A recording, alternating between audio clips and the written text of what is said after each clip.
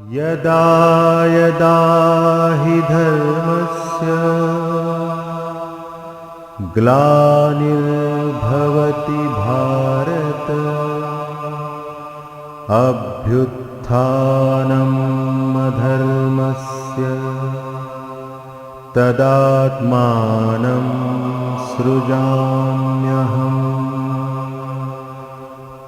परित्राणाय साधूनां विनाशाय च दुष्कृतां धर्म संस्थापनार्थाय संभवामि युगे युगे। परम पूज्य गुरुदेव, परम वंदनीय माता जी की सूक्ष्म उपस्थिति में यहाँ विराजमान सभी हमारे देवतुल्य भाइयों, देवी स्वरूपा बहनों, सभी हमारे छात्र छात्राओं, सभी उपस्थित, सभी गीता से प्रेम करने वाले और गीता को जानने वाले, गीता को जानने की रुचि रखने वाले सभी हमारे जिज्ञासु साधक। आज की क्लास है गीता की। हम चल रहे हैं द्वंद्वों से परे। दूसरा अध्याय टेक्निक्स ऑफ सक्सेस, सफलता के सूत्र आज पढ़ेंगे। पर सफलता के सूत्र के पहले पिछले अध्याय को रिकेपिचुलेट करेंगे थोड़ा सा, हल्का सा। स्वामी रामकृष्ण परमहंस ने एक बात कही है, दो तरह के भक्त होते हैं। एक वे हैं जो कहते हैं हे ईश्वर हमारा उद्धार करो, उद्धार करो, हम कुछ नहीं करेंगे, आप हमारा उद्धार करो। दूसरे अंतरंग होते हैं, वो दो बातें जानते हैं। क्या जानते हैं? मैं कौन हूँ। श्री रामकृष्ण अपने बारे में इशारा करते हैं, मैं कौन हूँ। दूसरा वे कौन है और उनका मुझसे क्या संबंध है।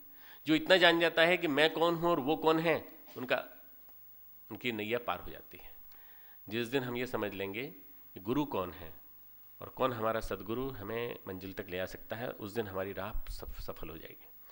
सदगुरु की प्राप्ति अर्जुन का एक बहुत बड़ा उद्देश्य है कि गुरु उसको मिल जाए जीवन में, और गुरु मिल जाए तो गुरु को मिलकर, गुरु को प्राप्त होकर के वो अपनी जीवन समर को पूरा सफलतापूर्वक पार कर सके। अब गुरु की प्राप्ति से पहले बहुत सारी तकलीफें भी आ रही हैं उसको, बहुत सारी दिक्कतें भी आ रही हैं। रामकृष्ण परमहंस ने एक और बात कही है, अस्पताल में नाम लिखाने पर सहज ही नहीं छोड़ते। अस्पताल में अगर नाम लिखा दिया, एडमिट हो गए, सहज ही नहीं छोड़ते, बिल्कुल अच्छे हो जाने पर ही छोड़ते हैं। आजकल तो हो गया ऐसा कि लिख के दे जाइए आप कि आप अपनी मर्जी से जा रहे हैं। हमारे यहाँ उसको लामा कहा जाता है, लामा, मेडिकल मेडिसिन लैंग्वेज में, left against medical advice. LAMA यानी लेफ्ट एडवाइस। कोई भी पूछता है कि साहब वो पेशेंट जो है वो जाना चाहता है तो लिखवा दो, लामा लिखवा के भेज दो उसको। मतलब कोई सहृदयता वो नहीं है कि भाई क्यों, समझाओ उसको, लेफ्ट अगेंस्ट मेडिकल एडवाइस। तो patient left against medical advice तो चला गया आपने। परंतु रामकृष्ण परमहंस अपने ज़माने की बात कर रहे हैं, जब अस्पताल में भर्ती होते थे तो डॉक्टर कितने सिंसियर होते थे, बिल्कुल अच्छे हो जाने पर छोड़ते हैं। संस्कार जैसे होंगे, कर्म जैसे होंगे, उनका क्षय होने पर ही परमात्मा छोड़ेगा। परमात्मा एक अस्पताल की तरह से इस संसार को चला रहा है, परमात्मा उसका चीफ मेडिकल ऑफिसर है। संस्कार अच्छे कर देगा, कर्म क्षय कर देगा पूरी तरह से, तब परमात्मा छोड़ेगा। किसी को लगे कि यहाँ से हमको मुक्ति मिल जाएगी तो मुक्ति जल्दी नहीं मिलेगी। पहले संस्कार के हिसाब से जैसे कर्म होंगे, जैसे प्रारब्ध होगा, जैसे हमारा जो कुछ भी हमारा संचित निधि होगी, वो जब तक पूरी तरह शुद्ध नहीं हो जाएगी। परिष्कृत शुद्ध चैतन्य आत्मा ही स्वीकार करता है भगवान। हम वैसा बनने का प्रयास करें, और ये यात्रा पिछली बार बताई गई थी। कबीरा जब हम गावते तब जाना हरि नाही, जब हरि दिल में देखिया गावन को कछ नाही। कबीरदास जी कहते हैं कि जब हम गाते हैं तब ये जाना कि हरि नहीं है, इतने भावपूर्वक गाते हैं, तब जाना कि हरि नहीं है।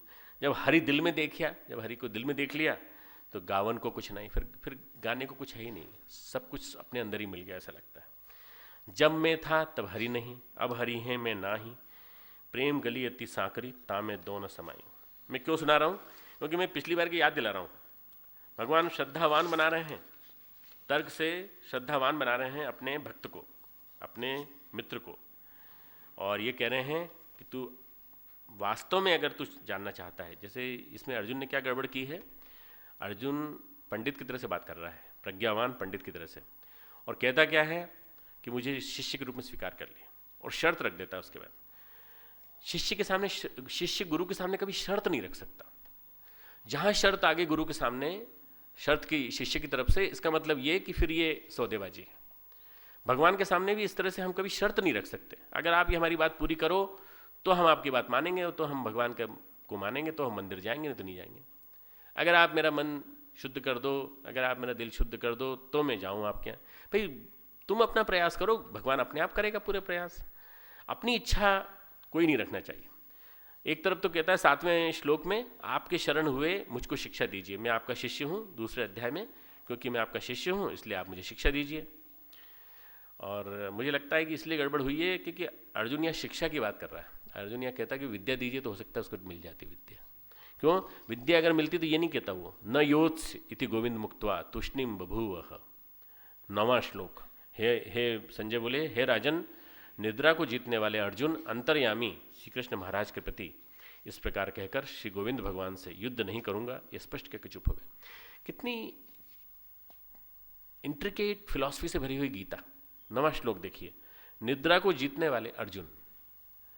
ऋषिकेश और गुड़ाकेश शब्द एक साथ यूज में आया। गुड़ाकेश यानी नींद को जीतना, ऋषिक इंद्रियां, ईश इंद्रियों का स्वामी, ऋषिक यानी इंद्रियां, ईश यानी स्वामी, इंद्रियों का स्वामी, जिसने इंद्रियों पर नियंत्रण प्राप्त कर लिया हो। ऋषिकेश, भगवान कृष्ण को ऋषिकेश कहा है। तो इतना कह करके, और ऋषिकेश कैसे? ऐसे इंद्रियों को जीतने वाले जो अंतर्यामी हो। तो अंतर्यामी श्री कृष्ण और निद्रा को जीतने वाले अर्जुन, दो पीक हैं। एक ने योग की पराकाष्ठा पे जाकर निद्रा को जीतने का पुरुषार्थ किया है, और एक अंतर्यामी है, परमात्मा है। वो महाराज के प्रति क्या कहता है? श्री कृष्ण महाराज के प्रति श्री गोविंद भगवान से कहता है युद्ध नहीं करूंगा, यह स्पष्ट कहकर चुप हो गए। अब ये जो अर्जुन की शर्त लगाना है, ये अर्जुन की शर्त लगाने की प्रक्रिया बड़ी गड़बड़ है, क्योंकि जहाँ भी शर्तें होती हैं वहाँ सौदेबाजी नहीं होती। जब परमात्मा से प्यार होता है तो बीच में सौदेबाजी नहीं होती। जब परमात्मा से इश्क होता है तो फिर बीच में और कुछ नहीं आता। जब दोनों में संबंध स्थापित हो गया, एक समर्पण आपस में हो गया, फिर सौदेबाजी किस बात की, किस बात का? अगर मान लीजिए पति पत्नी, जैसे मैं नॉर्वे में गया, नॉर्वे में मुझे पता चला कि यहाँ पर पति पत्नी दोनों अपना पर्स लेके जाते हैं, अपना क्रेडिट कार्ड लेके जाते हैं, और उसके बाद अपना पेमेंट लेते हैं। मान लो पति पत्नी से कोई उधार ले लेता है कि मेरे पास पैसे कम पड़ रहे हैं, पत्नी उसको याद दिलाती है कि इतने दिन पेमेंट कर देना। वहाँ सारा के सारा जो है पूरा, दोनों का अकाउंट एक साथ नहीं है। हमारे यहाँ तो पत्नी बेचारे सबको समर्पित कर देती है पति को, और कई बार पति बेचारा पत्नी को समर्पित कर देता है। दोनों ही समर्पित भाव से जीते हैं, दोनों का अकाउंट मिलकर के एक होता है, कहीं किसी प्रकार की दिक्कत नहीं होती। परंतु ये हमारे यहाँ जो चीज़ है वो बाहर क्यों नहीं है? क्योंकि बाहर भौतिकवाद और भोगवाद, उपभोक्तावाद वो जीवन में आ गया है, इसलिए वहाँ सौदेबाजी है। परमात्मा से हम कितनी बार सौदेबाजी करते हैं, कितनी बार हम उनसे बार बार शर्त लगाते हैं। मंदिर जाते हैं तो भी ये क्या क्या आते हैं। मैं अभी पिछले बार जो अमेरिका गया 2 महीने पहले, सान होजे गया था। तो सान होजे में मंदिर में मैं लेक्चर दे रहा था, और लेक्चर देते समय मैं तो अपने फ्लो में बोल रहा था। एक मैंने भक्त को देखा, वो आए और खड़े हो गए, उनके आसपास इतना हल्ला गुल्ला हो रहा था, पर वो जोर जोर से परमात्मा की स्तुति कर रहे थे। उनके ऊपर कोई प्रभाव नहीं पड़ा। मैंने 4 बार माइक से अनाउंसमेंट किया कि जो लोग यहाँ खड़े हैं वो लोग भी बैठ जाएं, ताकि वो लोग भी लेक्चर का लाभ ले सकें, और आरती जब होगी तो आरती में हम सब लोग इकट्ठे भागीदारी करेंगे। पर वो परमात्मा से बात कर रहे थे बाकायदा, जैसे कोई अपनी बात कह रहा हूँ, तो बाकायदा पूरी बात कि मेरे पत्नी को ये बीमारी है, मेरे पिताजी को ये तकलीफ है इंडिया में, और ये आपको सबको पूरा देखना है। पूरा आंख बंद करके बेचारे परमात्मा के सामने आप अपनी शर्तें रख देते हैं, अपनी तकलीफें सारी रख देते हैं, पर शर्तें रखते समय समर्पण भाव है कि नहीं? समर्पण भाव के ऊपर सब कुछ टिका हुआ है। समर्पण, अपना अंदर से बाहर तक सारा सब कुछ समर्पण, कोई सौदेबाजी नहीं। फिर बीच में अगर आप ये कहें तो मैं करूँगा, नहीं तो अगर, किंतु, परंतु, बट, लेकिन बिल्कुल नहीं होना चाहिए। बस अगर ये आ गया बीच में, इसका मतलब ये कहीं ना कहीं कोई गड़बड़ है, कोई ना कोई ब्लैक, मतलब कहीं ना कहीं कोई स्मेल, ब्लैक शिप है, या दाल में काला है, ऐसा लगने लगता है। इसलिए सौदेबाजी नहीं करना बिल्कुल कहीं भगवान के। ये भगवान जो है, अब इसके आगे की बात कहें इसके पहले, गीता जो है 2 प्रकार के कार्य कर रही है। मोह में डूब रहे तमोगुणी अर्जुन को उसमें से निकाल रही है, दूसरा समर्पण की स्थिति में लाने की कोशिश कर रही है। तो इसके लिए भगवान कृष्ण क्या करते हैं? बहुत बढ़िया फिलॉसफी अपनाते हैं। भगवान कृष्ण 11वें श्लोक से जब बोलना चालू करते हैं तो सबसे पहले तो उसको भान कराते हैं देहातीत आत्मा का भान। तो दूसरे अध्याय का पहला जो प्रसंग है वो है तर्क से श्रद्धा की ओर, शिष्य की भाव। दूसरा जो मैं आज बताने जा रहा हूं, देहातीत आत्मा का भान, देहातीत आत्मा का भान। और कर्तव्य क्या है इसकी जानकारी, तुम्हारा कर्तव्य क्या है, कर्तव्य को पहचानो। दूसरा है देह से स्वधर्म तीसरा है देह से स्वधर्म आचरण। जो देह तुम्हारी है उसे स्वधर्म आचरण करो, देह से परे चलो, आत्मा को पहचानो। और देह जो है तुम्हारी, जो तुमको बॉडी मिली है, उसे स्वधर्म आचरण करो। और तीसरा क्या है, चौथा क्या है, मैं पहले से चालू कर रहा हूं। पहला शिष्य भाव, दूसरा देहातीत आत्मा का भावन, तीसरा है देह से स्वधर्म आचरण, और चौथा है जो आत्मा को जान जाता है ऐसा स्थित प्रज्ञ होता कैसा है। जो आत्मा को जान जाता है ऐसा स्थित प्रज्ञ होता कैसा है, ऐसे महापुरुषों को कैसे पहचाने, उसकी पहचान क्या है। ये चार चीजें दूसरे अध्याय में आई हैं। दूसरा अध्याय विशुद्ध रूप से पूरे गीता का सार है। अगर एक तरह से मान लें तो इसी में वो वाला आया है। श्लोक बड़ा प्रसिद्ध है जो आप लोग महाभारत शुभारंभ के पहले सुना करते थे, और कौन सा है, महाफलेषु कदाचन। इसी में है योगस्थः कुरु कर्माणि, इसी में है समत्वम योग उच्यते, इसी में है योग कर्मसु कौशलम, इसी में है विभिन्न प्रकार के जो एक एक वाक्य जो हम जगह जगह यूज़ करते हैं। इंद्रियाणि इंद्रियार्थी अभ्यस्तस्य प्रज्ञा प्रतिष्ठिता, या जिसकी प्रज्ञा प्रतिष्ठित है उसको कैसे पहचाने, जिसकी इंद्रियां अपने कंट्रोल में हैं। तो ये सारे प्रसिद्ध श्लोक इसी के अंदर हैं। बड़ा लंबा अध्याय है और इसको हम 2-3 क्लास में पूरा करेंगे, परंतु ये समझना जरूरी है कि इसके कितने भाग हैं। जैसे मैंने कहा ना, आज के कुछ भागों में डिवाइड कर लो, तो किन भागों में डिवाइड कर लें, 4 भागों में दूसरे अध्याय को डिवाइड कर लें। पहला भाग शिष्य भाव का जागरण, पूर्ण समर्पण भाव से। दूसरा भाग देहातीत आत्मा का भान। तीसरा भाग देह से स्वधर्माचरण। और चौथा भाग जो आत्मा को जान जाते हैं, आत्मा की जिनको जानकारी हो जाए, आत्म तत्व की जिनको जानकारी हो जाती है, ऐसे प्रज्ञ होते कैसे। लोग समझते हैं कि कहीं हिमालय में मिलते होंगे, कहीं ऐसे गिने चुने लोग नहीं। स्थित प्रज्ञ हमारे बीच में मौजूद हैं। बहुत सारे लोग हैं जिनको हम देख सकते हैं, जिनसे हम सीख सकते हैं। उनकी परिभाषा, उनके साइंस एंड सिम्टम्स इसमें दिए हुए हैं सारे के सारे अंतिम में। अब प्रत्येक गुरु तीन ही चीज बता सकता है किसी भी शिष्य को। कर्तव्य क्या है, कर्तव्य करते हुए ईश्वर में विलय कैसे हो जाना है, कर्तव्य क्या है, आदमी का कर्तव्य क्या है। ये जो चारों चीज बताई ना, इसमें क्या है, गुरु मिल गया। कर्तव्य क्या है तुम्हारा, what is your duty. Number 2, कर्तव्य करते हुए ईश्वर में विलीन कैसे हो जाना है। और नंबर 3, स्वयं का प्रमाण देकर के बताना कि हमें कैसा होना चाहिए। गुरु एक मॉडल बन जाता है।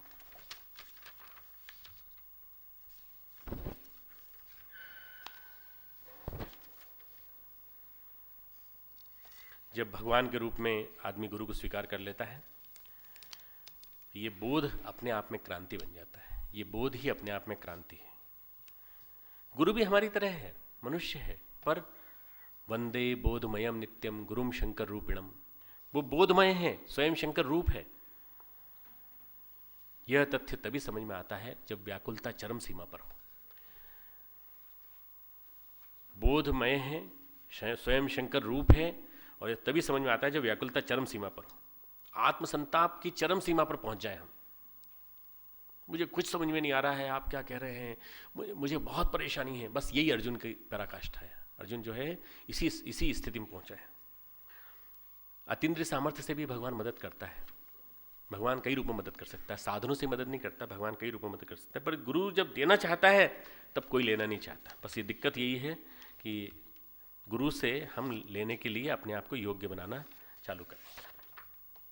चलिए अब आज का चलते हैं कि भगवान ने द्वंद्वों से परे ले जाने के लिए, जो जिंदगी की सबसे बड़ी अड़चन है, कई ऐसे मौके आते हैं जब हम उहापोह में फंस जाते हैं, हम ये करें कि वो करें, द्वंद्व में पड़ जाते हैं। कई बार ये द्वंद्व भावना और विचारों का होता है। भावना कहती है कि करो, विचार कहते हैं मत करो। मोह और आसक्तिवश हम कर्तव्य की उपेक्षा कर जाते हैं और उस तरफ मुड़ जाते हैं जो हमारा मोह को पूरा करने वाला काम है। तो ये जो द्वंद्व है, कर्तव्य और भावनाओं का द्वंद्व, विचारों और भावनाओं का द्वंद्व, इस द्वंद्व से कैसे निकले? अर्जुन भी द्वंद्व में है, युद्ध नहीं करना चाहता, ऐसी बात नहीं है। सारी तैयारियां चली हैं युद्ध की, ये मैं पहले बता चुका हूँ, फिर भी थोड़ा सा शॉर्ट में रिपीट कर रहा हूँ। युद्ध की व्यूह रचना अर्जुन ने ही बनाई है। वही अर्जुन कह रहा है युद्ध नहीं करूंगा। धृष्टद्युम्न को सेनापति बनाने की योजना भी अर्जुन ने बनाई है। अर्जुन ने निर्णायक भूमिका निभाई है और 13 साल तक युद्ध की प्लानिंग की है। 12 साल अज्ञातवास के और 1 साल जो दूसरा वाला, जो 1 साल का, जो 12 साल वनवास के, 1 साल अज्ञातवास का, ये जो 13 साल तक प्लानिंग बनी है, यही बनी युद्ध करना पड़ेगा। क्यों? दुर्योधन ने ढेर सारे लोगों से कर लगाकर, तरह तरह के कर लगाकर इतना ज़्यादा लोगों को लूटा कि जनता परेशान। युधिष्ठिर मोहांध थे, वो किसी बात पे सुनते नहीं थे। ये धृतराष्ट्र, वो किसी को सुनते नहीं थे। युधिष्ठिर का राज्य थोड़े दिन का था, परंतु युधिष्ठिर के राज्य में लोगों ने बहुत सुख पाया था। परंतु अनीति जीत गई और अनीति जीत करके दुर्योधन का राज्य आया। तो महाभारत का सपना देखा गया अर्जुन के बल पर ही। गहरी आपत्ति थी तो पहले बताना चाहिए था, परंतु ये जानता था अर्जुन कि न दुर्योधन कुछ देने वाला है, न धृतराष्ट्र कुछ देने वाला है, जबकि कहे जा रहा है कि 5 गांव भी देने तो काम चल जाएगा, पर कुछ देने वाले नहीं है, ये भी जानते थे। सारे दिव्यास्त्र अर्जुन ने इन्हीं दिनों अर्जित किए हैं। पाशुपत अस्त्र भगवान शिव से लेके आया, वो लड़ाई लड़ी बाकायदा। अर्जुन का साधना काल था। सबसे बड़ा अस्त्र पाशुपत अस्त्र शिव ने परीक्षा ली और उनसे पाया। इंद्र क्या गया, उनसे भी दिव्यास्त्र पा करके आया। एक ही बात के लिए कि इन 12 वर्षों में पांडव श्री कृष्ण के मार्गदर्शन में तैयारी कर रहे थे, और जब इतना हो रहा था तब उस समय क्या हो गया था इसको? उस समय मोह क्यों नहीं आया? उस समय मोह क्यों आया? मनुष्य को अपने शरीर से, अपनी आत्मा से, अपने शरीर से और अपनी मौत से सबसे ज़्यादा डर लगता है। मृत्यु का भय, डेथ कन्फ्लिक्ट, सबसे बड़ी जो मृत्यु का भय है। जब सामने मौत आ गई और दादाजी बाबाजी सब दिखाई देने लगे, तो उसको अपना कर्तव्य जो है वो एक तरफ दिखाई पड़ने लगा, और उसने कहा कि हम जो है अब युद्ध नहीं करेंगे। जबकि युद्ध किस लिए हो रहा था? युद्ध को पारिवारिक और सामाजिक कर्तव्य के लिए किया जा रहा था। पारिवारिक इसलिए कि पारिवारिक द्वंद्व चल ही रहा था, और सामाजिक इसलिए कि आतताइयों से मुक्त कराना एक लक्ष्य था। आतताइयों से मुक्त हो, महाभारत बने, ये गीता, इसका महाभारत का एक लक्ष्य था कि अत्याचारी के शासन से मुक्त हों। इसलिए बहुत जरूरी था कि ये एक नैतिक दायित्व मान करके युद्ध की तैयारी की गई थी। अब आज दोनों सेनाओं के बीच युद्ध आरंभ हो गया है, तब भगवान सुन रहे हैं कि युद्ध नहीं करेंगे। 13 साल की मेहनत पे पानी फिरने जैसा काम कर रहा है अर्जुन। क्या निर्णायक वाक्य युद्ध नहीं करूंगा? ये द्वंद्व में फंसे व्यक्ति की आवाज़ है, ये निर्णायक आवाज़ नहीं है, ये द्वंद्व में फंसे व्यक्ति की आवाज़ है। मनोवैज्ञानिक सिद्धांत कहता है कि आदमी की असफलता का एक कारण क्या है? द्वंद्व, कन्फ्लिक्ट। जिसके अंदर द्वंद्वों से जूझने की कैपेसिटी है, जिसके अंदर कन्फ्लिक्ट से जूझने की कैपेसिटी है, उसका व्यक्तित्व अपेक्षाकृत अधिक सफल और श्रेष्ठ होता है। कौन कितना सटीक ढंग से अपने द्वंद्वों को रिजॉल्व कर सकता है, इस पर ही सफलता असफलता निर्भर करती है। कौन कितना सटीक ढंग से अपने द्वंद्वों को, कन्फ्लिक्ट्स को रिजॉल्व कर सकता है, उसी पर टिका हुआ है सारा का सारा सफलता असफलता का मार्ग। आज के मनोविज्ञान ने कई तकनीकें खोजी हैं। आपने सुना होगा, क्वेश्चन पूछते हैं, हमारे डीन साहब बैठे हैं, जानते हैं कि पीक पे जाके क्वेश्चन पूछते हैं। अच्छा ये बताइए, आपको 2 बीमारियों की चॉइस दी जाती है, आपको टीबी चाहिए कि कैंसर, कौन सी चाहिए? है ये कन्फ्लिक्ट्स वाले जो केसेस होते हैं, उन लोगों को क्वेश्चन पूछे जाते हैं। कन्फ्लिक्ट रिजॉल्व होना चाहिए, तो उसकी कैपेसिटीज कितनी है? तो वो कहेगा कि आप कैंसर के बजाय टीबी दे दीजिए, सब छोटी सी बीमारी है, धीरे धीरे मरेंगे। कैंसर देंगे तो तकलीफ होगी, उससे मरेंगे। आदमी के अंदर एक डेथ एंग्जाइटी बैठी हुई है। अर्जुन के अंदर भी वो डेथ एंग्जाइटी है। वीर जो है, योद्धा है, सब कुछ है, तो वो बैठी हुई है भावना। कन्फ्लिक्ट, सभी के कन्फ्लिक्ट 2 कारण से हैं, भावनात्मक और विचारात्मक द्वंद्व के कारण। हमारी आसक्ति, हमारे प्रेजुडिसेस और हमारा विवेक। एक तरफ हमारा विवेक, एक तरफ हमारे प्रेजुडिसेस, हमारी आसक्ति। गुरुदेव ने कहा है परंपरा की तुलना में विवेक को महत्व देंगे, पर हमारी आसक्ति परंपरा में है। वो कहता है कि वर्ण संकर हो जाएंगी महिलाएं, बार बार कह रहा है ना, बार बार कह रहा है कुल दोष हो जाएगा, कुल दोष क्षय हो जाएगा। सारी चीज़ें जो सारे तर्क जो दे रहा है परंपराओं के तर्क में दे रहा है बड़ा महाज्ञानी, बड़ा शास्त्र का अध्ययन किया उसने, कई ऋषियों के अंडर में रह करके, और तब जाकर के कह रहा है कि ये तो जम नहीं रहा, बिल्कुल आपकी बात तो नहीं जम रही, हमको युद्ध नहीं करेंगे हम।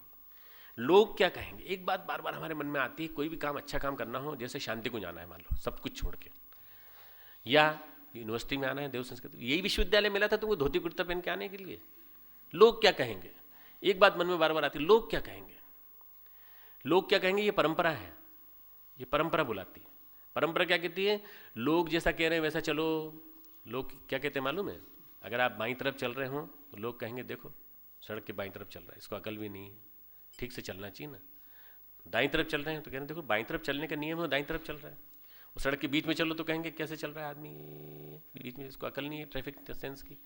कैसे भी चलोगे लोग तो जो कहना है वो कहेंगे।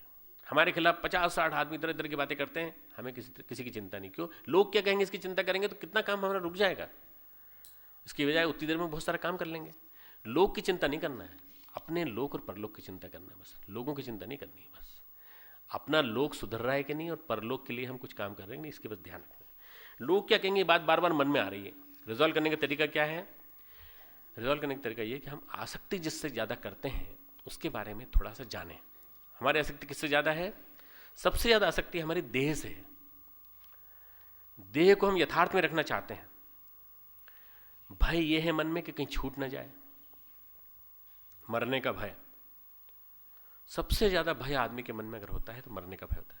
और जो इस मरने के भय से मुक्ति पा लेता है, कभी भी मौत आ जाए, और आदमी लाखों किलोमीटर की यात्रा करके आ गया, कुछ भी नहीं हुआ, घर पे जाके गाड़ी पार्क करी और गैरेज में जाके खड़ा हुआ और ऊपर से लिंटर उसके सिर पे गिर गया। अब बताओ, वो मर गया वहीं के वहीं। वहाँ ट्रैफिक में एक्सीडेंट में डेथ नहीं होनी थी, डेथ घर पे आया, घर पे आके हुई। सोए हुए थे और नींद में एक करवट बदली और नीचे गिर गए, हेड इंजरी हो गई, पता चला कि मर गए। ये मौत तो कभी भी आ सकती, मौत से क्या डरना। अपने से सबसे ज़्यादा मोह आदमी को है। कोई कहे भी कि मुझे राष्ट्र से मोह है और मुझे परिवार से मोह, किसी को किसी से मोह नहीं, सबसे ज़्यादा अपने से मोह है। इस अपने से मोह से, अपने देहातीत भान का जो कराने की बात कर रहे हैं ना, अपने से जो मोह है इससे ऊंचा उठना है हमें। मैं हूँ कि नहीं पहले ये देखता है आदमी, फिर दादा बाबा को देखता है। दादा बाबा को देख के उसकी याद तो आ रही है उनको कि इनके साथ गोद में मैं खेला हूँ, ये सब है। जब मैं ही नहीं हूँ तो फिर क्या, भोग करने के लिए जब मैं ही नहीं बचूंगा तो फिर क्या, आदमी सोचता है। मृत्यु भय समाप्त हो जाए तो हमारे पास कोई नींद, कोई द्वंद्व नहीं रहेगा, हम द्वंद्वातीत हो जाएंगे। आदमी का सबसे पहली यात्रा है द्वंद्वातीत बनना, तब फिर मोक्ष की ओर यात्रा करना। द्वंद्वातीत, द्वंद्व से परे चले। सारी वासनाएं, कामनाएं हमारी अपने आप समाप्त हो जाएंगी यदि हम द्वंद्वातीत हो जाएंगे। अब मैं देह से मोह की बात कह रहा हूँ तो देह से मोह की बात कह रहा हूँ तो कोई इतना अतिवाद में मत जाना, अब देह से क्या मोह करना, आज खाना नहीं खाएंगे, ऐसा मत सोचना। खाना तो इसलिए खाना है कि स्वधर्म का पालन है भाई, शरीर को जिंदा रखना है कि नहीं। नहीं, अब तो अब भगवान ही देख रेख करेंगे, अब तो उनको सौंप दिया, सब सौंप दिया, जीवन का सब भार तुम्हारे हाथों में, तो वो भोजन तो करना ही है, वो पीक पर नहीं जाना। देहातीत की परिभाषा के नाते जनक को विदेह बताया गया है।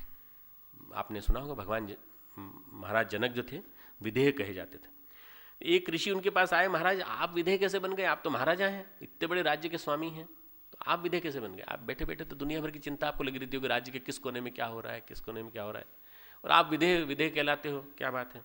देह रहते देह की वासना छूट जाए, बड़ा असंभव सा लग रहा है। तो उन्होंने कहा कल आना, आप कल आना, परंतु आज एक जो मतलब जो स्थिति है, आप मेरे से महल में बात करने आए, कल दरबार में आना। ऋषि दरबार में पहुँचे, मंत्रीगणों के साथ दरबार में थे। तो राजा ने अपनी कुर्सी पे बैठ के, जो सिंहासन था उस पर बैठ के फरमान जारी किया कि इन स्वामी जी को कल प्रातः सजाए मौत दे दी जाए, इनको मृत्यु को प्राप्त करा दी जाए। किस अपराध में प्रभु, अपराध राजा से नहीं पूछा जाता, हम कह रहे हैं आपको कल मार दिया जाए, कल सुबह आपको फांसी दी जाएगी। आपने भले कोई अपराध नहीं किया हो, पर हमारा निर्देश है कि आपको फांसी दी जाएगी, परंतु आज रात आप इत्मीनान से काट लें। इसके लिए रात्रि में सारे सुख भोग विलास की सारी व्यवस्था की गई है, खान पान, आप जीवन भर आप जो हैं एक ऐसा जीवन जिया, निरासक्त जीवन जिया। अगर थोड़ी आपकी कोई सेवा महिलाएं कर लें, सुंदर सी नवयुवतियां कर लें, तो कोई दिक्कत तो नहीं होगी आपको। अब वो बेचारे पहले तो फांसी की सज़ा सुन के चौंक गए थे, दूसरा ये कि अब कुछ रात को कुछ ये भी मिलने वाला है, सब कुछ सुना उन्होंने, परंतु ये नहीं मालूम था कि क्या होगा आज रात को, पर यह मालूम था कि सजा तो कल मरना ही है। तो जब रात भर उनके साथ नवयुवतियाँ रहीं, सब कुछ रहीं, तो न किसी से बात कर पाए, न कुछ खा पाए, सारे काजू बादाम मेवे सब रखे रहे। उन महिलाओं को बस चुपचाप देखते रहे, टुकुर टुकुर आंखों से आंसू बहते रहे रात भर। अगले दिन दरबार में पहुँचे तो उन्होंने कहा जनक ने कि आप ये बताइए महाराज कि आपकी रात कैसे कटी। बोले रात, अरे ऐसी कटी बिल्कुल कि एक पल नींद नहीं आई, बस एक ही बात रही दिमाग में कि हमको सुबह फांसी की सजा होने वाली, कब होगी फांसी की सजा। बोले हमने फांसी की सजा कैंसिल कर दी आपकी। आपको रात भर जैसा लगा, कैसा लगा, आपको मरने का ध्यान जैसा बना रहा, ऐसा हमें हर पल ध्यान बना रहता है, इसीलिए हम विदेह कहलाते हैं। ये ध्यान हमें हर पल बना रहता है, हम कभी भी मर सकते हैं। मरने का ध्यान जो हर पल बना रहेगा, सुख की बात, भोग की बात हमारी मन में कभी आती भी नहीं है। आज रात जो आपकी भाव दशा रही है, वह दशा हमारी हमेशा रहती है। हमें मालूम है कि हमारी देह स्थायी नहीं है, अस्थायी देह है, इसीलिए हम विदेह हैं। ऋषि जी ने सोचा था कि देह मरेगी, हम थोड़े ही मरेंगे। अगर ऋषि सोचते कि आत्मा थोड़ी तो अजर अमर है, ये देह मरने वाली है, अगर ये सोचा होता विदेह की तरह से। ऐसी एक और कहानी है इनकी राजा जनक की, कि राजा जनक के दरबार में एक ऋषि पहुँचे और उन्होंने क्या किया कि जनक से पूछा कि आप विदेह हैं और बाकी इतने सारे ऋषि मुनि बैठे हैं, या आपसे सब नीचे हैं। बोले नीचे ऊंचे की कोई बात नहीं है। बोले ये बताइए कि ये जितने भी ऋषि मुनि हैं, इनकी भी तो आखिर इनका भी अतीन्द्रिय ज्ञान है, इन्होंने तपस्या की है और ये सब की है, इन सब ने भी बड़े बड़े अनुष्ठान किए हैं। तो राजा ने कहा कि ठीक है, आप परीक्षा ले लीजिए। उन्होंने अपनी योग बल से आग लगा दी, मिथिला में आग लगा दी। अब मिथिला में जिन जिन को जहाँ जहाँ ठहराया गया था, किसी को शौनक में ठहराया गया था, किसी को पाणिनि में ठहराया गया था, किसी को कर्ण में ठहराया गया था, तो जो जो ऋषि मुनि जहाँ जहाँ अपनी लंगोटियाँ सुखा के आए थे, सब भागे कि सबसे पहले तो वो आग लग गई तो उसमें अपनी लंगोटी नहीं जल जाए कहीं। वो सब उसको लेने भागे। जनक बैठे रहे जनक बैठे रहे। जब योग बल से उन्होंने अपनी आग बुझा दी, सब सारे ऋषि मुनि अपने कमंडल लंगोटी सब हाथ में लेकर के आके बैठ गए। बोले ये बताइए कि ये सब हुआ तब क्या हुआ। बोले आप नहीं भागे, बाकी सब भागे। तो फिर उन्होंने एक वाक्य कहा, मिथिलायाम प्रदीप्तयायाम मिथिलायाम प्रदीप्त्यायाम न मे दह्यति किंचन। मिथिला प्रदीप्त हो रही थी, मिथिलायाम प्रदीप्तयायाम न मे दह्यते किंचन। मिथिला जल रही थी, मैं थोड़ी जल रहा था। अगर मिथिला नगरी जल रही थी, मेरे शरीर को कोई नुकसान नहीं पहुंच रहा, मेरी आत्मा को कोई नुकसान नहीं पहुंच रहा, तो मुझे क्या परेशानी है। ये जनक से जुड़े हुए दो बातें हैं जो बताते हैं कि कैसे विदेह बना जाता है। भगवान कह रहे हैं तू अविनाशी है, तेरा कुछ नहीं होने वाला, देह न रहने से कुछ भी नहीं होगा, तू परेशान मत हो, तो मन को बिल्कुल प्रसन्न रख। कहाँ है भगवान, क्या कह रहे हैं, 20वां श्लोक दूसरे अध्याय का। यह आत्मा किसी काल में भी न तो जन्मता है न मरता है। जो प्रश्न पूछा था ना, किसी ने पूछा था, आत्मा कब कब जन्म लेता है, कब मरता है। न जन्मता है न मरता है, तथा न यह उत्पन्न होकर फिर होने वाला है, क्योंकि अजन्मा नित्य सनातन और पुरातन है। अजन्मा नित्य सनातन और पुरातन है। अजो नित्य शाश्वतो अयम पुराणो, पुराना है। शरीर के मारे जाने पर भी ये नहीं मारा जाता। न हन्यते हन्यमाने शरीर है, शरीर भी मर जाए तो भी मरता नहीं है। उसके बाद ये क्या कहते हैं, 27वां श्लोक, जातस्य ही ध्रुव मृत्यु ध्रुवम जन्म मृतस्य च तस्मात् परिहार्ये अर्थे न त्वं शोचितुम अर्हसि। इस मान्यता के अनुसार जन्मे हुए की मृत्यु निश्चित है और मरे हुए का जन्म निश्चित है। जन्मे हुए का मरण निश्चित है। जब मरण निश्चित है तो चिंता क्या बात की करनी, कल आता हो तो आज आ जाए, क्या फर्क पड़ता है। मरे हुए का जन्म निश्चित है। इससे भी इस बिना उपाय वाले विषय में तो शोक करने योग्य नहीं है। मान लो आज तेरे युद्ध में मृत्यु होने वाली है, तो तू परेशान क्यों हो रहा है। तो स्वधर्म का पालन करना। भगवान जो बार बार ये कहते हैं जातस्य ध्रुव मृत्यु, फिर से मिल जाएगी तुझे, तो टिक मार्क कर लेना 20वां श्लोक और 27वां श्लोक, ताकि याद रहेगा यहाँ अविनाशी भगवान कह रहे हैं वो किस संदर्भ में कह रहे हैं। फिर से मिल जाएगी देह, फिर से सुख भोग लेना। भगवान कन्फ्लिक्ट को रिजॉल्व करा रहे हैं। भगवान कह रहे हैं सूक्ष्म आत्मा है, स्थूल शरीर है। सूक्ष्म और स्थूल को अलग अलग मानो। आज हम देह से इतना आसक्त हो गए हैं कि हम आत्मा को भूल गए। आज हम देह से इतना आसक्त हो गए हैं कि आत्मा को भूल गए। हम देह से भिन्न हैं, इस बात को हम माने, डरने की कोई बात ही नहीं है। देह देह है, हमें चिंता क्या करना है उस बात की। देह की रक्षा करो। देह की रक्षा करना आपका धर्म है। धर्म की परिभाषा, स्वास्थ्य की परिभाषा, शरीर माध्यम खलु धर्म साधनम, शरीर को स्वस्थ बनाए रखना आपका धर्म है। हम ये आप लोग पढ़ते हो ना इसमें सत्संकल्प में, सबसे पहला नंबर का कौन सा है? चलो उनको अनुशासन के मान लिया। दूसरी बात, दूसरा वाला क्या है? आत्म संयम और निमित्ता द्वारा आरोग्य की रक्षा करेंगे। जब शरीर को भगवान का मंदिर मान लिया और आत्म संयम और निमित्ता द्वारा आरोग्य की रक्षा का व्रत ले लिया, तो शरीर को तो उपेक्षा नहीं करनी चाहिए, पर शरीर से मोह नहीं करना चाहिए। शरीर से मोह करने लगते हैं जब लोग, तब दिक्कत हो जाती है।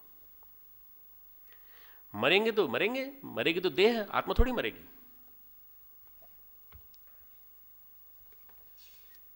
आत्मा तो अजर अमर अविनाशी है।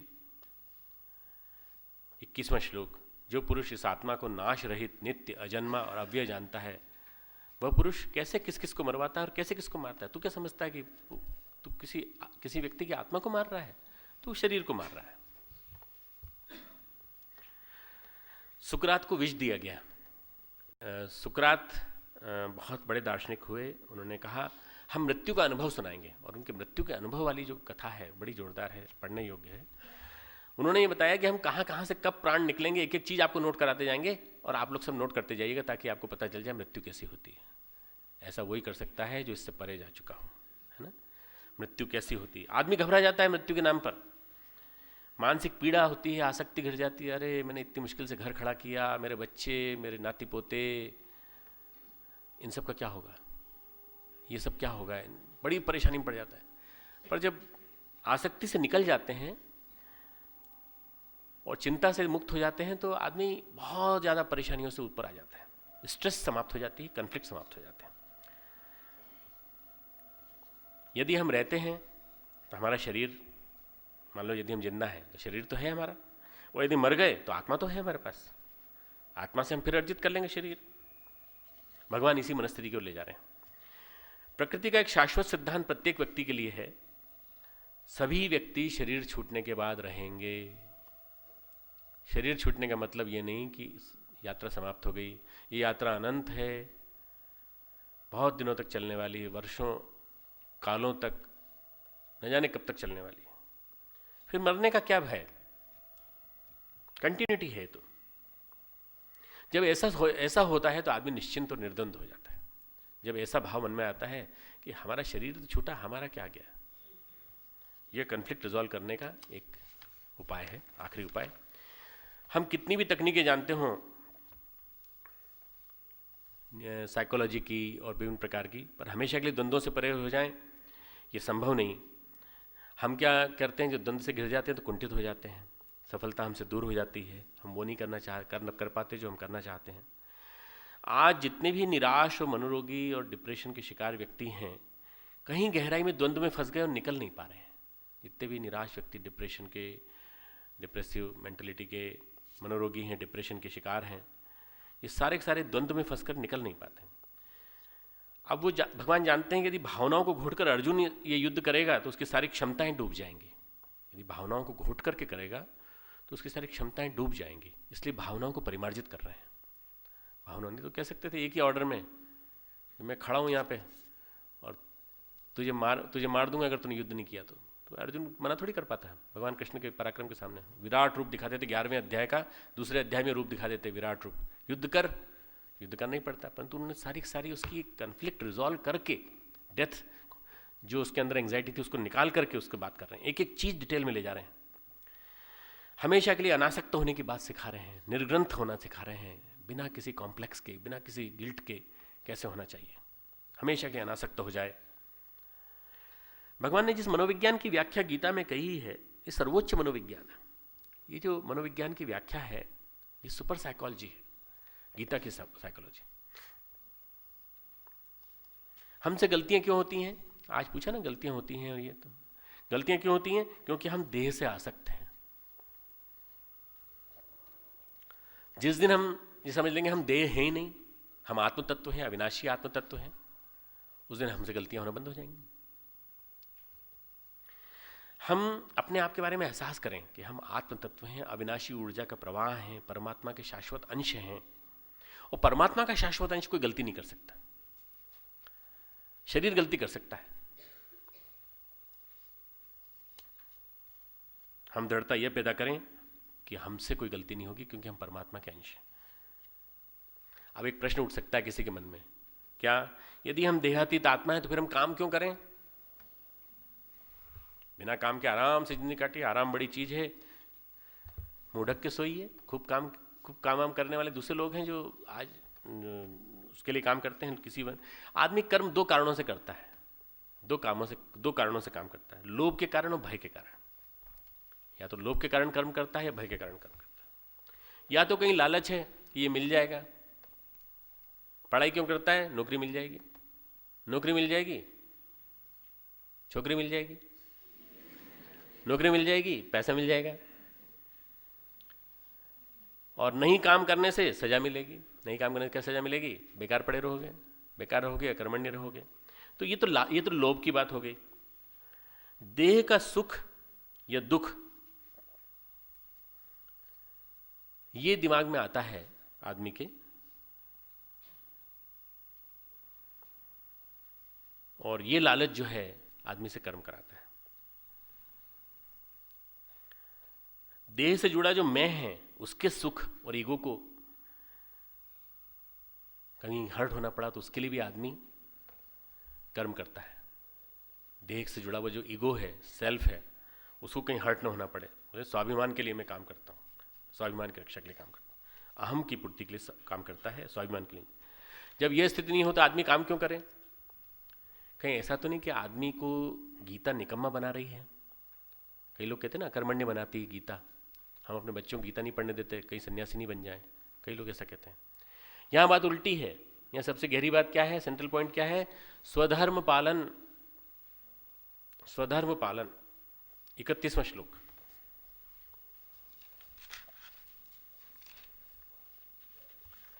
स्वधर्मपि चावेक्ष्य न विकंपितुम अर्हसि धर्म्याद्धि युद्धात् श्रेयो अंत्यत क्षत्रियस्य न विद्यते। अपने धर्म को देखकर भी तू भय करने योग्य नहीं है, अर्थात तुझे भय नहीं करना चाहिए। क्यों? क्षत्रिय के लिए धर्मयुक्त युद्ध से बढ़कर दूसरा कोई कल्याणकारी कर्तव्य नहीं है। तो अपना धर्म देख, कर्तव्य देख, अपने स्वधर्म का पालन सबको करना चाहिए। स्वधर्म कर्तव्य पालन इसलिए कि जीवन में भगवान की उच्च स्तरीय चेतना की व्यक्ति होती है। जीवन में भगवान की, परमात्मा की उच्च स्तरीय चेतना की व्यक्ति होती है। स्वधर्म का मतलब होता है जीवन के सौंदर्य को निखारना। स्वधर्म का मतलब है जीवन के सौंदर्य को निखारना। अपना धर्म जो है वो जीवन, मतलब यहाँ क्षत्रिय की बात कह रहे हैं भगवान, मैं जो बात कह रहा हूं कि स्वधर्म का मतलब है कि अपना कर्तव्य और जीवन के सौंदर्य को निखारने का माध्यम होता है स्वधर्म। पढ़ना, साधना करना, स्वास्थ्य बनाना, खेलना कूदना, हंसी मजाक करना, विनोद करना, ताकि हम हल्के फुल्के बने रहें। ये सब क्या है? ये सारे के सारे जीवन के सौंदर्य को निखारने के बाद सांस्कृतिक कार्यक्रम, विभिन्न प्रकार के जो मनोरंजन कार्यक्रम होते हैं, क्या है?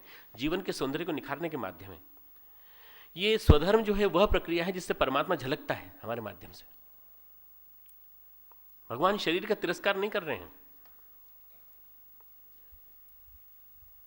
वो कह रहे हैं जिसका उपयोग जिस कार्य के लिए है वो हमें करना चाहिए।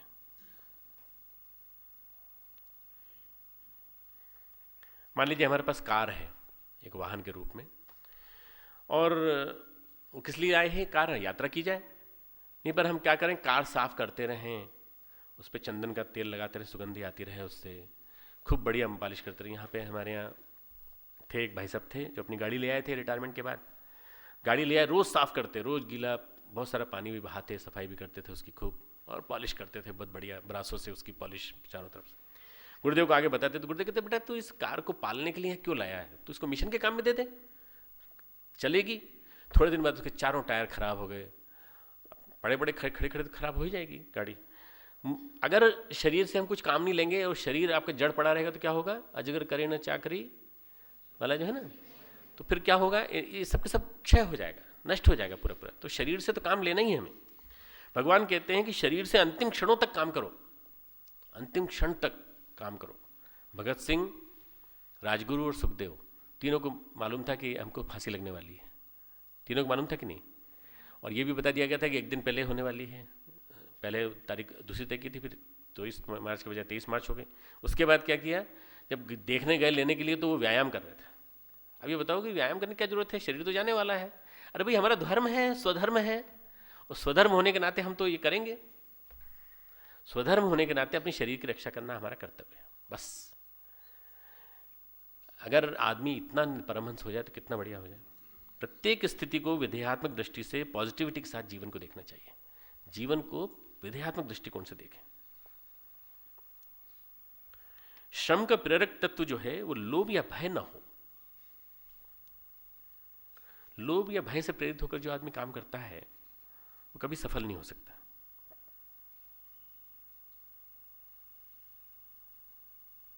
क्योंकि इसमें भी द्वंद्व पैदा होता है। आधा दिमाग काम में रहता है, आधा दिमाग ये कि अगर नहीं हुआ तो बस वही किंतु परंतु बराबर आ जाता है। स्वामी विवेकानंद से एक व्यक्ति मिला अमेरिका में, रॉबर्ट इगरसोल नाम का नास्तिकवादी दार्शनिक था। उसने कहा आत्मा का अस्तित्व नहीं होता। वो एक नास्तिकवादी दर्शन का प्रवक्ता था। उसने कहा जब नास्तिकवादी दर्शन नहीं होता है, जब मिले तो हंसी उड़ाई उसने विवेकानंद के दर्शन की, कि आपका दर्शन, आपका चिंतन में नहीं मानता, each soul is potentially divine में नहीं मानता। हाथ में संतरा लिए हुए था, उस संतरे को छील रहा था। बोले जीवन को हम संतरा समझते हैं, संतरा छीला, संतरे की एक ये ली और चूस करके हमने इसका रस पी लिया, निचोड़ करके रस पी लिया जाए। मैं तो शुभ भोग में विश्वास करता हूँ, दुनिया का पूरा स्वाद इसी जन्म में उठा लूँ। आप इस लाभ से वंचित है, क्यों नहीं आप अपने जीवन को संतरा समझ के पूरा उपभोग करते हैं? क्यों ये सन्यासी की तरह से कपड़े पहनकर दुनिया भर के प्रपंच में जीते हैं? तो फिर स्वामी विवेकानंद ने जवाब दिया, आप इस स्वाद को पूरी तरह ले नहीं सकते। क्यों? क्योंकि हम जानते हैं कि हम मरेंगे नहीं, हम अगले जन्म में फिर संतरा मिलेगा तो फिर खा लेंगे। इस जन्म में पूरा स्वाद नहीं ले पाते, क्या वो अगले जन्म में संतरे का स्वाद लेंगे? थोड़ा रेबी का संतरा तो अगले धीरे धीरे करके स्वाद ले लेंगे। आप भटकते रहेंगे कई योनियों में, भटकते रहेंगे और इस संतरे के स्वाद के चक्कर में पड़े रहेंगे पूरे थ्रू। आपको लग रहा है कि संतरा छूटने वाला है, और ये भय आपके हाथ से, ये द्वंद्व आपको जीवन भर बना रहेगा, और मृत्यु भय आपके जीवन में बना रहेगा। और ये नास्तिकवादी दर्शन की सबसे बड़ी जो उपलब्धि है वो ये कि मृत्यु भय बना रहता है। नास्तिक कभी भी सुखी नहीं हो सकता, कभी प्रसन्न नहीं रह सकता। आस्तिकता व्यक्ति को निर्भय बनाती है, आस्तिकता व्यक्ति को निर्द्वंद बनाती है। भगवद गीता का दर्शन, मनोविज्ञान इस बात पर बार बार जोड़ देता है कि हम पलायनवादी न बने, हमारी संपूर्ण क्षमताएं निखरें, हम अपने कर्तव्य में 100% मार्क्स लाके दिखाएं।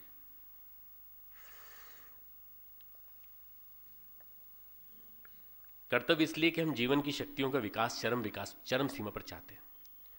कर्तव्य इसलिए कि जीवन की शक्तियां जो हमको मिली हैं मनुष्य होने के नाते, इनका विकास हम चरम सीमा तक कर सकें। दो व्यक्तित्व बना लीजिए, दो पर्सनालिटी बना लीजिए, एक गीता को मानने वाला, एक गीता को न मानने वाला।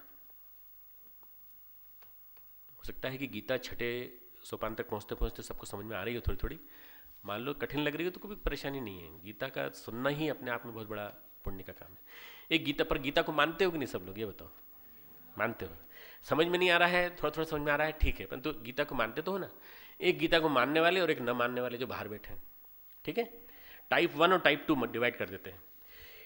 जो गीता को नहीं मानते उनकी आदि क्षमताएं खत्म हो जाएंगी और हमेशा कन्फ्लिक्ट में रहेंगे, उहापोह में रहेंगे, लक्ष्य का सही भेदन नहीं कर पाएंगे अर्जुन की तरह से। जिनमें आस्था है गीता में, वो निर्द्वंद्व हैं, निश्चिंत हैं, कर्तव्य को पूरा करेंगे, क्योंकि अनंत स्रोत से जुड़ेंगे। वो जानते हैं कि हम अनंत स्रोत से जुड़े हैं। हमारा स्रोत क्या है? अनंत है। वो सूर्य, वो महाशिव, वो सदगुरु, वो परम गुरु, वो हमारा अनंत स्रोत है। वो प्रत्येक कदम पे वो अनंत स्रोत हमारे माध्यम से अभिव्यक्ति दे रहा है। प्रत्येक कदम पर वह स्रोत, अनंत स्रोत, वो ऊर्जा का अनंत स्रोत परमात्मा हमारे माध्यम से अभिव्यक्ति दे रहा है। मनुष्य से श्रेष्ठ उदाहरण क्या हो सकता है परमात्मा के होने का? तरह तरह के मनुष्य, तरह तरह की विलक्षणताएं, तरह तरह की विभूतियां, उसके पास करने को काफ़ी कुछ है। गीता में विश्वास करने वाले व्यक्ति के पास करने को काफ़ी कुछ है, और वो 50% में चूक जाता है। उसके बाद कहता है अब क्या? क्यों? क्योंकि गीता में विश्वास नहीं उसको। यदि हम देह मानते हैं, यदि हम देह तक ही सीमित हैं, तो हमारा एनर्जी पोटेंशियल सीमित हो जाता है। यदि हम अपने आप को देह तक ही मानते हैं तो हम वहीं तक सीमित होकर जाते हैं। शरीर की सीमित ताकत, मन जल्दी थक कर परेशान हो जाता है, इतनी ताकत हमारे पास है। मन बहुत जल्दी थक जाता है, आप 24 घंटे जाग लीजिए, फिर 24 घंटे जाग लीजिए, फिर तीसरे दिन आपको जो है मेरे लेक्चर में बैठे बैठे नींद आने लगेगी, ऐसे खराटे आने लगेंगे बैठे बैठे। क्यों? मन थक जाएगा, सिर दुखने लगेगा, गोलियां लेनी पड़ेंगी, गोली लोगे फिर नींद आएगी, शरीर बहुत जल्दी थक जाता है। देह व मन से परे आत्मा है जिसमें अनंत सामर्थ्य है, आत्मबल बहुत बड़ा बल है, और वो आत्मबल देह और मन को चलाता रहता है। उसी आत्म तत्व की बात करती है गीता, उसी आत्म तत्व की बात करती है गीता। गीता कहती है you are the infinite, you are the infinite, तुम अनंत हो, तुम्हारे पास ताकत की कमी नहीं है। शरीर और मन तो सीमित हो सकता है, पर आत्मा में कोई ताकत की कमी नहीं है। उस स्रोत से लो ना जिस स्रोत के तुम घटक हो। Each soul is potentially divine, divinity के अंश हो तुम। उस डिविनिटी के गोल से तुम पूरे शक्ति के स्रोत से तुम लेते रहो, तुम्हारे अंदर भगवत्ता है, बार बार कहता है ये दर्शन। आत्म तत्व को जानने वाला व्यक्ति, मानने वाला व्यक्ति कहता है कि गीता निराशावादी नहीं है, गीता आशावादी चिंतन है, जीवन का सकारात्मक पहलू देखती है। परम पूज्य गुरुदेव ने एक बहुत अच्छी बात कही है, उनका उदाहरण देकर बता रहा हूं। गलाई ढलाई, पात्र को निखारना। गुरुदेव कहते थे कि एक पीतल का धातु है, उससे चाहो तो एक लोटा बना लो, उससे चाहे तो एक नल की टोटी बना लो, ठीक है ना। पीतल का एक टुकड़ा है, उससे चाहे तो एक लोटा बना लो, उससे चाहे तो एक नल की टोटी बना लो। अब अगणित व्यक्तियों की प्यास बुझानी है तो लोटे से तो काम नहीं चलेगा, एक लोटे पानी से तो काम नहीं चलेगा। और जो टोटी है उसको यदि टंकी से लगा दिया तो चाहे जितने लोगों को पानी पिला दो। परम पूज्य गुरुदेव ने कहा जिसने देह को टोटी बना लिया, जिसने देह को टोटी का स्वरूप दे दिया, उससे लोग न जाने कितनी टंकियां भर जाएंगी, न जाने कितने लोगों की प्यास बुझाई जा सकती है।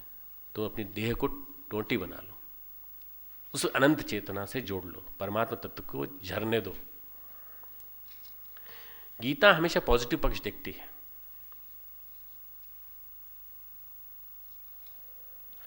अच्छा, ये जो मैं कह रहा हूं ये सारी बातें अर्जुन की समझ में आ रही हैं कि नहीं आ रही हैं, तो इसलिए भगवान फिर से एक बार बीच में फिर टोंच देते हैं उसको, फिर से एक बार टोंचते हैं और कहते हैं ये जो मैं जो कह रहा हूं तुझको, यह आश्चर्य, इस चीज को कई बार लोग समझ नहीं पाते, तो क्या करते हैं। 29वां श्लोक, आश्चर्यवत् पश्यति कश्चिदेनम आश्चर्यवत् वदति तथैव चान्यः आश्चर्यवत् चैन मन्यः शृणोति श्रुत्वाप्येनम वेद न चैव कश्चित्। कई लोग इस चीज को, भगवान कहते हैं कोई एक महापुरुष ही इस आत्मा को आश्चर्य की भांति देखता है, वैसे ही दूसरा कोई महापुरुष इसके तत्व का आश्चर्य की भांति वर्णन करता है, दूसरा कोई अधिकारी पुरुष इसे आश्चर्य की भांति सुनता है, और कोई कोई तो सुनकर भी इसको नहीं जानता। कितने लोग कथा सुनते हैं पर कितने लोग पहचान पाते हैं, जान पाते हैं। तो ये कह रहे हैं कि कोई आश्चर्य की तरह से देखते हैं। आश्चर्यवत् पश्यति कश्चिदेनम, इस शरीर को, मन को और आत्मा की पोटेंशियल को कुछ लोग आश्चर्य के समान देखते हैं। क्यों? क्योंकि संसार में प्रचलित तथ्य ये नहीं है। प्रचलित तथ्य क्या है? देह का उपभोग करो, मन की सारी शक्ति लगा दो, पर आत्म तत्व को बहुत कम लोग वो जोड़ पाते हैं उसके साथ।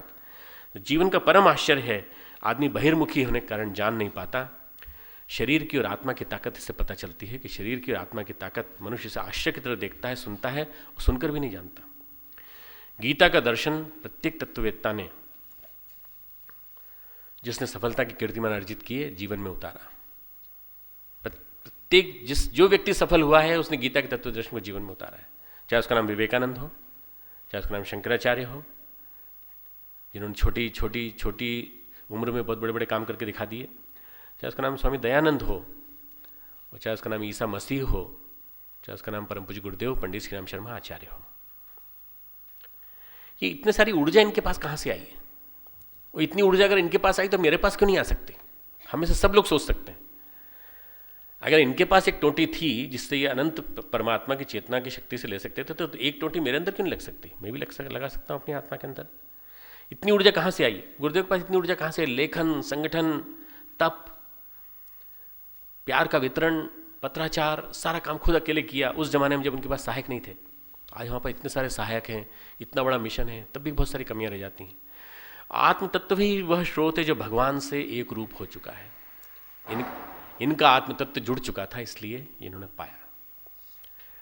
गीता हमें सक्सेस की टेक्निक्स बताती है, सफलता की चीज़ें बताती हैं। अगर कभी भी असफल नहीं होना चाहते हो तो देह से परे चलो और आत्मा का अस्तित्व मानो। आत्मा अजर अमर अविनाशी है, इसे पहचानो।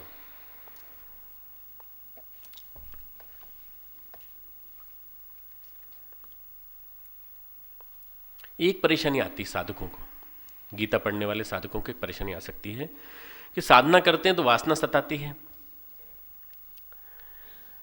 हम महसूस करने लगते हैं कि हम देह हैं। भाई आत्मा तक तो बाद में पहुंचेंगे ना, पहले देह से चलेंगे।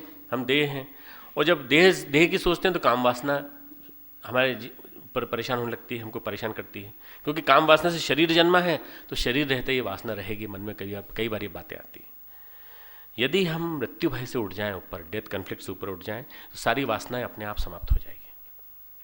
जैसे आप मृत्यु भय से ऊपर उठ जाएंगे, मृत्यु भय आपके जीवन में इस तरह से स्थापित हो जाएगा कि मृत्यु कभी भी हो जाए कोई फर्क नहीं पड़ता। हमें कर्म करते हुए संस्कारों का संचय करते चले जाना है, संस्कारों को क्षय नहीं करना है, संस्कारों को संचय करते चले जाना। यदि ऐसे करके ऊपर उठते चले जाएं तो सारी वासनाएं समाप्त हो जाएंगी, और जो ध्यानस्थ योगी को गति मिलती है वो गति मिलेगी। ध्यानस्थ योगी को जो गति मिलती है वो मिलेगी, और जो ध्यानस्थ योगी को गति मिलती है वही एक वीर को भी गति मिलती है। एक वीर ने भी डेथ कॉन्फ्लिक्ट को पार कर लिया है। 2 गोली खाकर भी पलट कर वार करता है, 2 गोली खा ली फिर पलट कर वार करता है। वीर गति और योगी की गति समान है, एक समान है। जो वीर है, बहादुर है, उसके उद्देश्य सीमित हो सकते हैं। जो वीर है, बहादुर है, क्रांतिकारी है, राष्ट्र के लिए अपना सब कुछ बलिदान करने वाला व्यक्ति है, बहादुर है, उसके उद्देश्य सीमित हो सकते हैं। पर योगी जो होता है वो अनंतता के पार होता है, अनंतता में जीता है, उसकी यात्रा बड़ी लंबी होती है। यदि हम निर्द्वंद होकर जीते हैं तो हम सत्कर्म करते हैं, ऐसी स्थिति में मात्र सद्गुण ही पनपते हैं। यदि हम निर्द्वंद होकर काम करते हैं तो हमारे माध्यम से सद्गुण ही पनपेंगे, सत्कर्म ही करेंगे और सद्गति होगी हमारी। और जब वीरों की बात आई तो लोगों के दिमाग में आ सकता है, क्योंकि वीरों की बात इसलिए लाया हूँ कि अब वीरों के बारे में अगले चिंतन करेंगे अगली बार में। भगवान बार बार उसको युद्ध की ओर उकसा रहे हैं और कह रहे हैं वीरों की गति प्राप्त कर। तेरा धर्म क्या कहता है? क्षत्रिय है तो युद्ध कर। आतंकवादी भी वीर होते हैं क्या?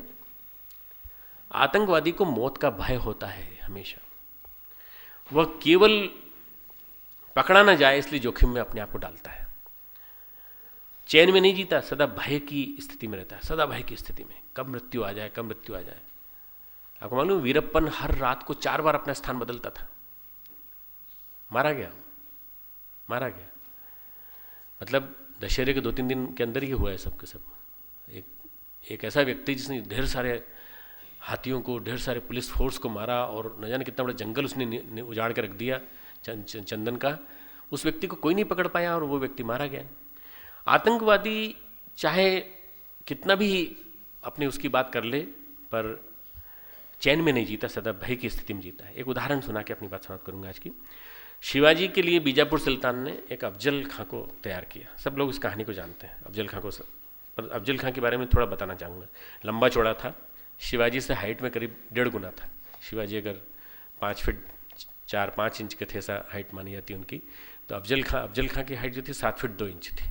अफगान का था और बहुत बड़ी हाइट, अच्छा खासा मोटा ताजा। शिवाजी से लड़कर अभी तक कोई नहीं जीत पाया। उसने पता लगाया कि भाई इतने लोग शिवाजी से लड़ने गए पर इस छोटे से आदमी में आखिर है क्या? 5.5 फीट का छोटा सा आदमी और कैसे ये जीत जाता है छापामार युद्ध से? तो पता लगाया कि आखिर क्या बात है इसके अंदर। तो उन्होंने कहा कि उसने सोचा या तो इस पार या उस पार, दो में से कोई एक काम करना पड़ेगा, अपनी तैयारी पूरी करके चलना चाहिए। तैयारी कैसे की उसने कहा कि मेरी 500 बेगमों का क्या होगा? सबसे पहली तैयारी तो ये की जाए। मेरे बाद तो ये 500, अगर मैं मर गया, भय डेथ का भय जिसको होता है ना वो तैयारी डेथ की करता है, और जिसको डेथ का भय नहीं होता वो फिर आत्मा की तैयारी करता है। तो उसने क्या किया, अपनी 500 बेगमों को रातों रात अपने हाथों से कत्ल किया ताकि मेरे बाद ये बेगमें किसी और के पास जाए। मतलब ये एक इतिहास की बड़ा क्रूर नृशंस कहानी है कि हम मर गए तो क्या होगा, ये सारी बेगमें सारी भाग जाएंगी यहाँ से। तो अपने हाथों से अपनी 500 पत्नियों को, बेगमों को मारा, और जानता था कि मरेगा इसलिए फसलें उजाड़ता हुआ, आग लगाता हुआ आतंक फैलाता हुआ शिवाजी के पास पहुंचा और मिलने के बाद उसने कहा, तुम्हारे पिताजी और हमारे पिताजी, हम दोनों दोस्त हैं, तुम्हारे भतीजे हो, और हमारे गले लग जाओ। शिवाजी जानते थे, ये सब पूरा कर्मकांड जानते थे कि ये करेगा ये करेगा। उन्होंने हाथों में बगनखा लगा रखा था, उन्होंने उसको वहीं के वहीं गला लगाया। तो सोचा कि हम भींच लेंगे, मार देंगे ज़बरदस्ती पकड़ करके इसको, 5 फीट का 5.5 फीट का तो है ही। बगनखे से उन्होंने उसकी पूरी पूरी छाती, पीछे की पीठ फाड़ दी, वहीं के वहीं मार दिया। आतंक फैलाने वाले लोग कहीं गहरे में डरे हुए हैं, इसलिए वो पहले अपनी तैयारी डर के हिसाब से करते हैं। दिखते तो बहादुर हैं, डर अगर ना होता तो आदमी आत्मबल संपन्न होता। आत्मबल संपन्न होता तो ऐसे कदम क्यों उठाता। किसी भी डाकू आतंकवादी का मनोविश्लेषण करें तो हम पाएंगे कि वो पल पल मौत के भय में जीते हैं। रिवॉल्वर के ट्रिगर पे उंगलियां होती हैं उनकी, रिवॉल्वर के ट्रिगर पे उंगलियां होती हैं। गलती से कई बार चल भी जाती है, अरे कौन अरे कौन अरे कौन, रात में डरते हैं, अंदर से भयभीत होते हैं। कई बार डर के कारण व्यक्ति सामने वाले पर भी ऑफेंसिव होता है। भगवान इन 10-20 श्लोकों के माध्यम से 11वें के बाद से लेकर 30वें श्लोक तक हमको मृत्यु भय से उबार रहे हैं। हमें मृत्यु भय से उबार कर स्वधर्म की प्रेरणा दे रहे हैं। जिस दिन हम मृत्यु भय से उबर जाएंगे उस दिन हमारा शरीर के प्रति मोह कम हो जाएगा, देहातीत हम चलेंगे। स्वधर्म वह कर्तव्य है जो आत्मा की अभिव्यक्ति के लिए, सुख आनंद की प्राप्ति के लिए नहीं है, बल्कि आत्मा की अभिव्यक्ति के लिए है। स्वधर्म का पालन एक साधना है। अर्जुन से यहां क्या कहा गया वो मत सोचिए आप। स्वधर्म का पालन एक साधना है। हमारा स्वधर्म क्या है? युग निर्माण, देव संस्कृति विस्तार, अपना आत्मनिर्माण, परिवार निर्माण, समाज निर्माण, युग निर्माण, स्वस्थ शरीर, स्वच्छ मन, सभ्य समाज, यह हमारा युग धर्म है, स्वधर्म है। हमारे अंदर भगवत चेतना का विकास होगा अगर हम थोड़ा सा तप कर लेंगे, साधना कर लेंगे, तो हमारे अंदर भगवत चेतना का विकास होगा। अनंत काल तक अनंत क्षमताओं का विकास हम कर सकेंगे। सारे अध्यात्मवेत्ता अपने लक्ष्य में चरम शिखर पर पहुंचे। सफलता का अचूक रास्ता दिखाती है श्रीमद् भगवत गीता। सफलता की चरम शिखर पर हमको ले जाती है भगवत गीता कि सफलता की कहानी कहाँ से लिखी जाती है? निर्भय निर्द्वंद होकर जीने से, मृत्यु भय से उबर कर जीने से, स्वधर्म का पालन करने से। देहातीत चलें, स्वधर्म का पालन करें और सतत हमेशा भगवान की चेतना को अपने माध्यम से झरने दें। एक टोंटी अपने अंदर लगा लें ताकि हम अनेकों तक बांट सकें उस परमात्मा की चेतना को। अनंत ये जो है, ये लोटे में बंद जो चीज़ है वो सानंत है, परंतु वो अनंत है। ये सीमित है और वो अनंत है। हम अनंत स्रोत से भरे उस परमात्मा की ऊर्जा से भरें। ये आज का संदेश। हम द्वंद्वातीत जीवन जिएं। सफलता का एक परम रहस्य इस गीता के माध्यम से निकलता है।